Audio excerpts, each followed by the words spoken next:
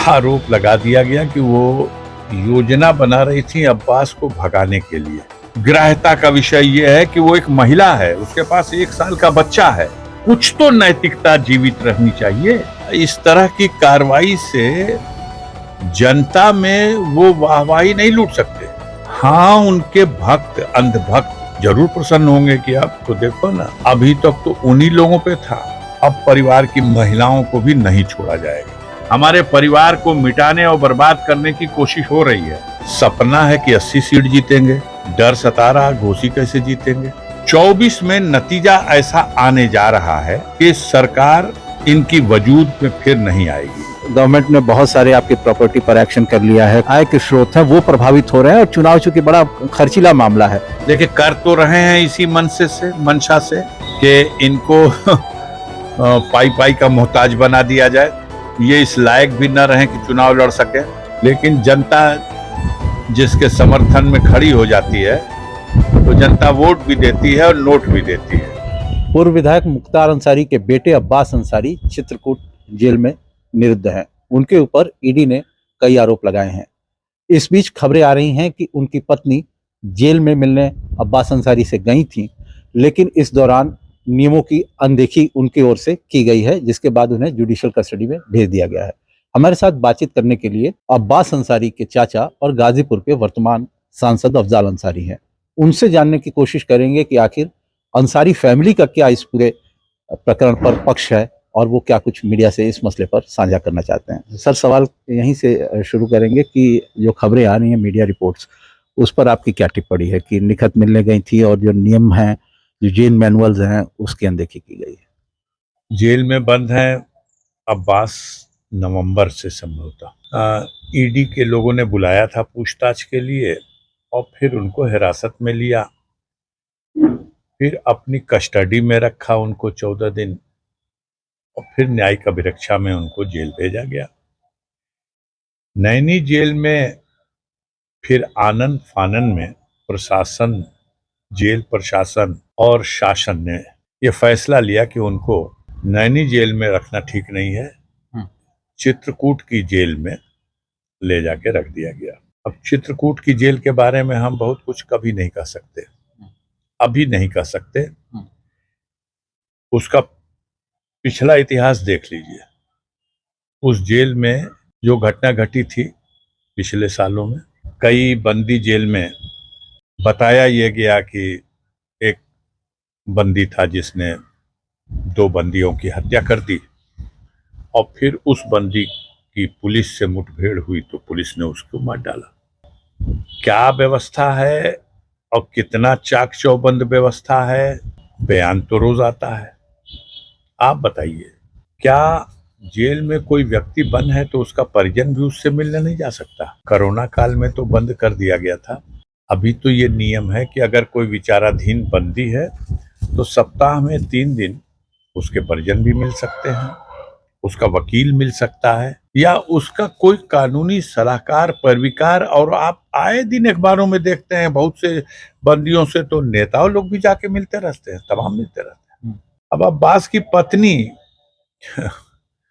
अपने 1 साल से के बच्चे के साथ वहां मिलने गई। एक उनके जो बच्चों को खिलाती उलाती है एक सहायिका भी थी साथ, और शुक्रवार का दिन था और मुलाकात, और शुक्रवार के समय से पहले ही वापस आकर के अपना जो जुमे के दिन की नमाज इबादत का था उसके लिए। इसी बीच में अब कोई ऐसा षड्यंत्र रचा गया कि आरोप लगा दिया गया कि वो गई थी मिलने के लिए और योजना बना रही थी अब्बास को भगाने के लिए, और उनकी मंशा ये थी कि वो जो अब्बास के खिलाफ गवाह होंगे किन्हीं मुकदमों में या जो अधिकारी उनके खिलाफ जांच कर रहे होंगे, उन सबको धमकाया जाएगा, उनको नुकसान पहुंचाया जाएगा और ये भी कि उनको भगा लिया जाएगा जेल से। ये सारी योजना, ये कैसे पता चला? तो वो कहते हैं कि खुद उस महिला ने ही बयान में कहा है कि हम यहाँ ये करने आए हैं। अब आप बताइए, आप जो चाहे लिख दो उसके मुंह से बयान, लेकिन ये हकीकत तो है नहीं। हकीकत तो बस ये है कि इससे एक ऐसी दहशत बन जाए कि कोई तो मिलने नहीं जा रहा, परिवार की में पत्नी और बच्चे भी, भाई भी, सगे संबंधी रिश्तेदार भी न जाए। आप ये आरोप लगा रहे हैं कि आप कह रहे हैं कि ऐसी घटनाक्रम के जरिए ये करने की कोशिश की जा रही है कि कोई मिलने न जाए। आखिर मंतव्य क्या हो सकता है? आखिर नहीं मिलने देने में क्या किसी की रुचि हो सकती डर है, ये पूरी डबल इंजन की सरकार डरी हुई है और ये आम लोग जानते हैं, जनता के लोग जानते हैं। अब्बास मऊ की सीट से चुनाव लड़ा, जीत गया।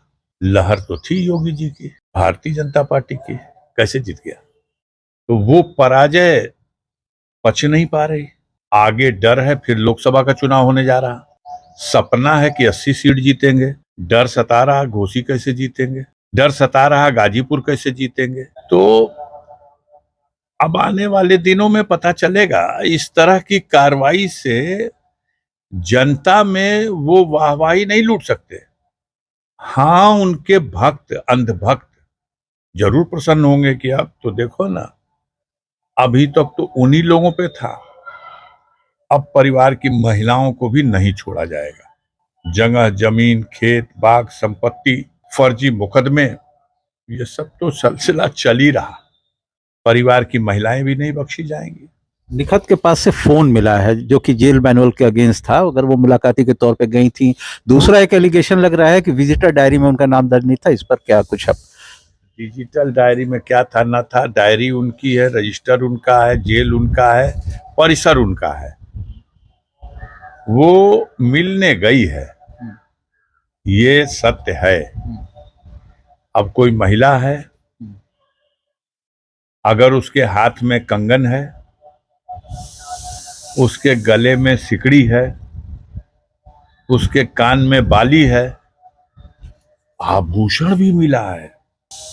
कहा आपसे कि उसकी एक सहायिका जो बच्चे को खिलाती है, वो वहीं गेट पर साथ में थी, बच्चा उसकी गोद में था, और इसका जो लेडीज पर्स होता है वो भी उसी लड़की के पास था। वो लड़की अंदर नहीं गई थी मिलने के लिए, लेकिन जब हाकिम लोग वहां पहुंचे हैं, कोई कार्रवाई करना है, तो वो सब कुछ उस लड़की से ले लिया गया और उसके अंदर से मोबाइल फोन भी मिल गया और जेवर भी मिल गया, 21,000 रुपया भी मिल गया, और उसको उसके पास से और जेल के भीतर से बरामद होना दर्शा करके मुकदमा भी, FIR अभी मिली नहीं है, लेकिन किसी ने पढ़ के सुनाया। मुझे तो लगता है कि ऐसी कहानी है कि गुलशन नंदा की कहानी झूठ हो जाएगी। आप देखिए, मंगाइए कहीं, अगर वो अपलोड हो जाए तो सोशल मीडिया पे पढ़िए तो देखिए कैसा कैसा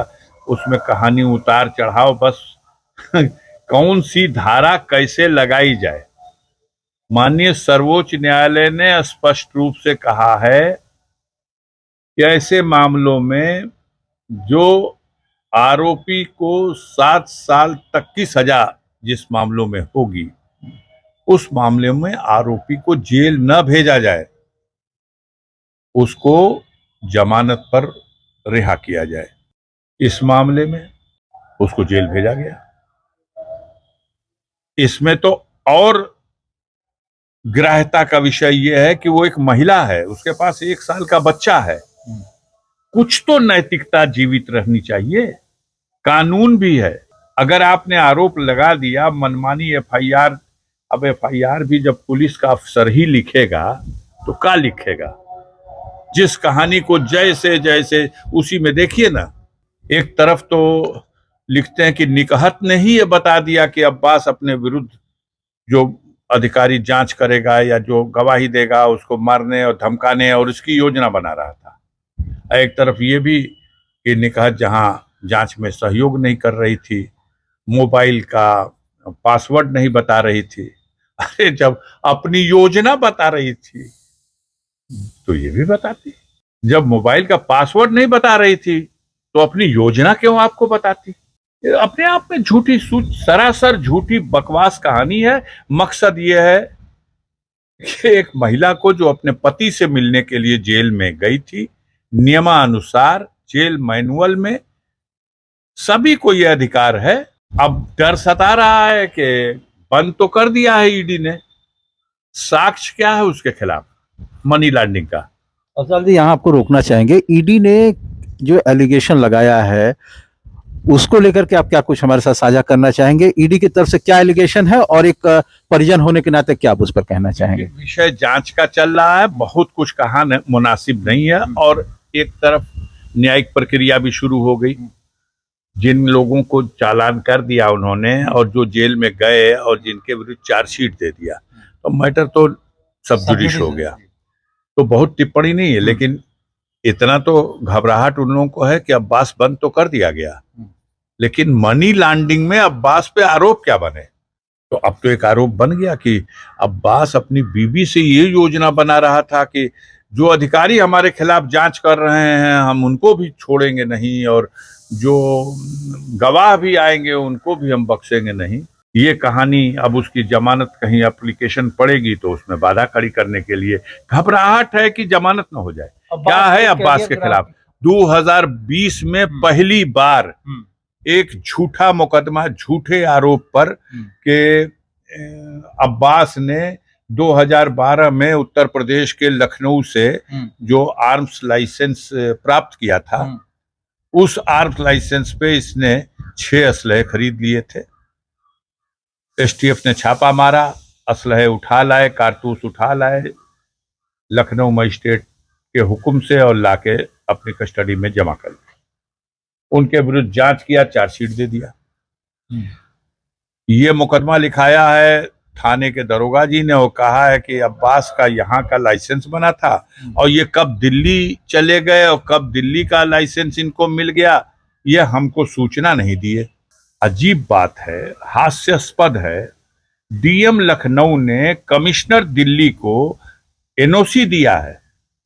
अब्बास ने जब दिल्ली में जाकर के अप्लाई किया कि हमारा यूपी का लाइसेंस है, ये यूपी का लाइसेंस दिल्ली में जमा करा के और हमें दिल्ली से लाइसेंस दे दिया जाए। मैं एक नेशनल शूटर हूँ, एक स्पोर्ट्समैन हूँ, भारतीय टीम में मैं विदेशों में जाकर के भारत की तरफ से खेल रहा हूँ। इस पर विचार करने के बाद कमिश्नर अथॉरिटी लखनऊ दिल्ली ने डीएम लखनऊ से इसके संबंध में पत्राचार किया और डीएम लखनऊ ने नो ऑब्जेक्शन दिया कि इसको लखनऊ से जारी किताब जमा करा लिए लाइसेंस की, आप अपनी किताब उसको जारी कर दीजिए और इसका रिन्यूअल भी अब दिल्ली से करिएगा, और उत्तर प्रदेश और लखनऊ को आपत्ति नहीं है इसका रजिस्ट्रेशन वहां कर लिया जाए। इस आधार पे कमिश्नर दिल्ली ने उसको उत्तर प्रदेश का जो लाइसेंस की किताब थी जमा करा लिया और दिल्ली से लाइसेंस जारी कर दिया। उसका जो परफॉर्मेंस था राष्ट्रीय और अंतर्राष्ट्रीय लेवल पर, वो गोल्ड मेडलिस्ट है। तब उस आधार पर एक शस्त्र लाइसेंस पर जो नियमों में प्राविधान है कि अगर वो इस रैंक का शूटर है तो इतने शस्त्र और खरीदने की अनुमति मिलती है। लाइसेंसिंग अथॉरिटी ने उसे वो अनुमति दी, भारत सरकार के गृह मंत्रालय ने उसको अनुमति दी कि बाहर से वो शस्त्र खरीद सकता है। वो शस्त्र खरीद के लाया और देश के लिए खेल रहा था। उसका करियर मिटा दिया गया, उसके ऊपर झूठे आरोप लगा करके दरोगा जी ने लखनऊ में मुकदमा पंजीकृत किया, चार्जशीट दे दिया। वो चल रहा था। जब देखे लोग की कहानी तो अजीब है। हाई कोर्ट में जब चैलेंज हुआ मैटर, हाई कोर्ट ने अरेस्ट स्टे दे दिया। अब घबराहट है लोगों को कि कहीं ऐसा ना हो कि ये मुकदमा अब्बास का फुस हो जाए। ऊपर के आका लोग, राजनीतिक लोग कह रहे हैं कि कुछ भी करो, तो उसके खिलाफ एक गाजीपुर में मुकदमा पंजीकृत हुआ। गजल होटल की जमीन अब्बास अंसारी ने जो सन 2000 में खरीदी थी, वो उसको बेचने वाले की जमीन नहीं थी। अगर बेचने वाले की जमीन नहीं थी तो अब्बास तो ठगाने हैं। अब्बास को तो ठगा गया गलत जमीन बेच के। अब्बास ने किसको ठग दिया? उल्टी बात। दूसरी बात, अब्बास उस समय तो 5 साल का है। 5 साल की उम्र में उसने जमीन खरीदी है। गाजीपुर के सीजीएम कोर्ट ने परमिशन दे दी कि जोनाइल कोर्ट में इसकी एप्लीकेशन डाल के आप इसकी बेल करा लीजिए। तो फुस एक बड़ा सा किला तैयार करते हैं, मीडिया के लोगों को ब्रीफ करके स्टोरी दी जाती है और आप उस स्टोरी को छाप के समझते हैं कि बस एक झूठ का किला तैयार है। अच्छा, अब्बास को लेकर के एक और सवाल मैं ये आपसे जानना चाहूंगा कि अब्बास का ठीक ठाक करियर चल रहा था स्पोर्ट्समैन के तौर पर, अच्छा वो कर रहे थे, नेशनल इंटरनेशनल इवेंट्स में वो भारत को रिप्रेजेंट कर रहे थे। किन परिस्थितियों में आप लोगों ने ये तय किया कि नहीं अब उनको सियासत में आना चाहिए और इलेक्शन कंटेस्ट करना चाहिए और मऊ सदर से ही कंटेस्ट करना चाहिए? ये क्या हालात बने कि उनको स्पोर्ट्समैन से आप लोग पॉलिटिक्स में लेके आए? नहीं, मऊ सदर में तो इस बार लड़े और वो उसमें सफल भी हुए। उससे पहले पिछले विधानसभा के आम चुनाव में वो घोसी सीट से चुनाव लड़ चुके हैं। बीएसपी ने उनको अपना कैंडिडेट बनाया था और बहुत अच्छा लड़े थे। महामहिम राज्यपाल बिहार प्रांत फागू चौहान साहब के खिलाफ अब्बास अंसारी चुनाव लड़े थे। अब आप ये प्रश्न कर दिए कि किन परिस्थितियों में आपने ये तय कर दिया कि वो भाई वो एक अच्छा स्पोर्ट्समैन था, अंडर 19 था, तब उसने गोल्ड मेडल हासिल किया। राष्ट्र में चैंपियन होना साधारण बात है क्या? फिर ओपन के लिए खेला, जर्मनी से जाके मेडल जीत के लाया, वर्ल्ड कप में भारत की टीम में जाके भाग लिया। स्वागत होना चाहिए ऐसे प्लेयरों का। तो जब उसके करियर को बर्बाद करने की कोशिश हो रही है तो इससे अफसोसनाक बात क्या है? अभी तो 22 में वो चुनाव लड़ा है। इससे पहले तो उसके खिलाफ गजल होटल का मुकदमा, लखनऊ के वो महानगर का मुकदमा, 2-3 मुकदमे, और जब आ गया चुनाव लड़ने तो चुनाव में भाषण देने लगा तो 2-3 तो भाषण देने का मुकदमा। अब कितना जल्दी उसको बताया जाए कि एक और हिस्ट्री सीट खोल देना, थाने की हिस्ट्री सीट पे चली कितने दिन। इनको लगता है, जो सरकार में बैठे हुए लोग हैं, जो अधिकारी हैं, ये अधिकारी समझते हैं कि ये इनके खिलाफ हम कितनी भी योजना बना के गैर कानूनी कार्रवाई की एक वैध योजना दर्शा करके, वैध कार्रवाई दर्शा करके कार्रवाई कर देंगे। ऊपर से कोई पूछने टोकने वाला है नहीं, हमको उसका इनाम मिलेगा। लेकिन ये घटनाक्रम है, चल रहा है, चले। हम लोग इस जद में आ गए हैं, हमारे परिवार को मिटाने और बर्बाद करने की कोशिश हो रही है। लेकिन हम आपको विश्वास दिलाते हैं कि हम लोगों ने बीड़ा उठाया है। जुल्म, अत्याचार और ये सामंती विचार के जो लोग हैं, जो आजाद भारत में भी पूर्वांचल के इस पूरे बेल्ट को गुलाम बना के गरीबों को, कमजोरों को रखना चाहते हैं, हम इनके रास्ते के सबसे बड़े पत्थर इसलिए हैं कि समय समय पर हम इन्हें चुनौती देते हैं और गरीब हमारा साथ देता है और हम इन्हें पराजित करते हैं। आपने कहा कि आपका परिवार एक साजिश का शिकार हो गया है, आप लोग उस साजिश की जद में आ गए हैं। अगर इससे साजिश माने तो इस साजिश का खात्मा आप कहां देखते हैं? हमें उम्मीद है कि 2024 में जो होने वाला चुनाव है, हम नहीं, हमारे परिवार और हमारे जैसे लाखों लाख लोग हैं इस देश में और इस प्रदेश में, जिनके साथ जुल्म और अत्याचार हो रहा है और जिनके साथ ज्यादती, जितना दुरुपयोग सरकारी मशीनरी का इस कार्यकाल में हुआ है, इसकी कहीं कोई मिसाल नहीं मिलेगी। 24 में नतीजा ऐसा आने जा रहा है कि सरकार इनकी वजूद में फिर नहीं आएगी और इसी उम्मीद पर सारे लोग हिम्मत किए हुए हैं। इनकी सरकार अगर 24 में दोबारा लौट जाएगी तो देश की तस्वीर बदल जाएगी, लेकिन ऐसा अब होना नहीं है। ये बुरी तरह से चुनाव हार रहे हैं। कर्नाटक में भी, जहां से 100% सीटें, 28 में 26 सीट जीत गए थे।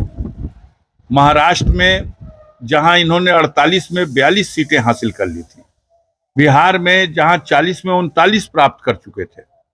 अब ये खाता खुलना मुश्किल होगा, 2-2, 4-4, 5-5 सीटों में सिमट जाएंगे इन प्रांतों में। बंगाल में इनका बुरा हाल होने जा रहा, राजस्थान में, मध्य प्रदेश में बुरा हाल होने जा रहा, जहां सारी सीटें जीत लिए थे। यूपी और गुजरात को छोड़ करके कहीं ये सुखद स्थिति में नहीं है। और गुजरात का ये है कि 26 सीट है, 26 जीत चुके थे, अब 27वीं कहां से नई बनेगी। उत्तर प्रदेश में 66 जीत चुके थे, अब और क्या जीतेंगे, उससे भी नीचे आना है। तो ये घबराहट में है और हम लोगों को निशाने पर लेकर इसलिए कार्रवाई करना चाह रहे हैं कि इन्हें भय है कि पूर्वांचल में जिस तरह विधानसभा के चुनाव में जनता ने एक अलग तेवर दिखाया था, ये लोकसभा के चुनाव में भी जनता निश्चित रूप से उससे भी ज्यादा एक अलग तेवर के मूड में है। अब इनकी सोनभद्र वाली सीट, चंदौली वाली सीट, बलिया की सीट, सलेमपुर की सीट, उधर मछली शहर की सीट, ये पूर्वांचल की कुछ सीटें जो बच गई थी इस बार नहीं बचेंगी। अफजल जी, एक ये बात सामने आ रही है कि गवर्नमेंट ने बहुत सारे आपके प्रॉपर्टी पर एक्शन कर लिया है, कुछ आपके कृषि भूमि को भी फिलहाल कुर्क किया गया है। अब ऐसे में जो आपके सोर्स ऑफ इनकम है, आय के स्रोत हैं, वो प्रभावित हो रहे हैं और चुनाव चूंकि बड़ा खर्चीला मामला है, लोकसभा चुनाव अगर आप लड़ते हैं तो क्या वाकई आर्थिक दृष्टि से इन सब एक्शंस का कोई असर? देखिए, कर तो रहे हैं इसी मंशा से कि इनको पाई पाई का मोहताज बना दिया जाए, ये इस लायक भी न रहे कि चुनाव लड़ सके। लेकिन जनता जिसके समर्थन में खड़ी हो जाती है तो जनता वोट भी देती है और नोट भी देती है। हम पिछले चुनाव भी उस ताकत के खिलाफ लड़े थे जिसके समर्थन में देश के सारे कारपोरेट घराने के मैनेजर अपना सूटकेस लेके गाजीपुर में आ गए थे। 150 करोड़ से भी अधिक रुपया गाजीपुर में लगाया गया, उसके बाद भी 1.25 लाख वोटों के अंतर से जनता ने उन्हें पराजित किया। इस बार भी वही स्थिति है। मैं चंदा मांग के पिछली बार भी चुनाव लड़ा था। मैं सड़क का आदमी हूँ, सहज रूप से हर नागरिक को उपलब्ध हूँ। अनजान फोन भी आ जाए तो नंबर हमारे यहाँ सेफ नहीं है, तब भी खुद उठाता हूँ।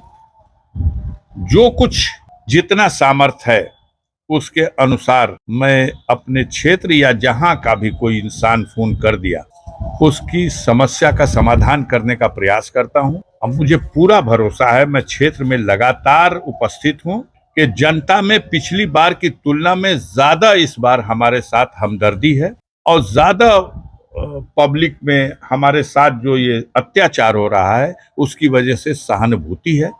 लोग समझ रहे हैं, इनके अखबार की हीडिंगें कुछ हों, सोशल मीडिया पे इनका आईपी सेल प्रचार कुछ करे, गोदी मीडिया अपनी खबरें कुछ दिखाए, आम जनता खबरों को देख के आहत होती है, नर्वस होती है, अफसोस करती है, लेकिन इनके प्रति उसके दिल में नफरत और बढ़ती है। इस सरकार के प्रति, इसकी मशीनरी के प्रति नफरत और बढ़ती है।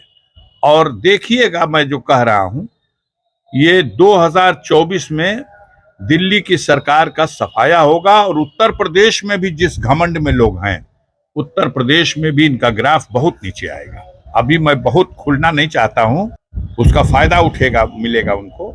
इतना समझ लीजिए कि पिछला परफॉर्मेंस ये कभी नहीं दोहरा पाएंगे, ये काफी नीचे आएंगे, उससे आधे हो जाए तो कोई तजुर्बा नहीं। बस इसके लिए शुक्रिया।